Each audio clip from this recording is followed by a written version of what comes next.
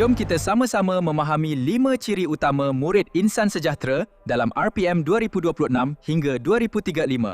Jadi macam mana sebenarnya rupa insan sejahtera yang kita nak lahirkan ni? Jawapannya ada dalam 5 ciri teras ni. Jom kita bedah siasat satu persatu. Ciri yang pertama sekali dan yang paling asas ialah beradab. Ini bukan setakat sopan santun tau. Ia soal integriti dan jadi warga negara yang bertanggungjawab. Okey, adab dah jadi asas. Sekarang kita letak pula lapisan kedua, iaitu berilmu. Ilmu ni bukan hafal buku je, tapi macam mana nak fikir dan guna ilmu tu untuk selesaikan masalah. Okey, adab dah ada, ilmu pun dah ada. So, macam mana nak buat kerja? Di sinilah datangnya berkemahiran. Inilah kemahiran praktikal untuk bekerjasama dan hadap cabaran dunia sebenar yang makin kompleks. Ciri keempat ni, sangat penting zaman sekarang, iaitu berdaya tahan.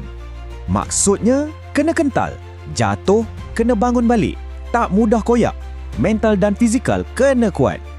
Dan yang terakhir, untuk lengkapkan pakej ni, kita perlukan beryakinan. Keyakinan ni bukan sombong ya, tapi berani cuba benda baru dan fikiran tu sentiasa terbuka.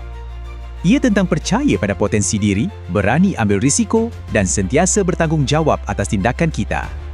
Penting untuk kita faham, kelima-lima ciri ni bukan asing-asing tau. Semuanya saling berkait. Bila semua ni bergabung, barulah lahir insan sejahtera yang kita nak capai tu. Bersama, kita melahirkan generasi insan sejahtera.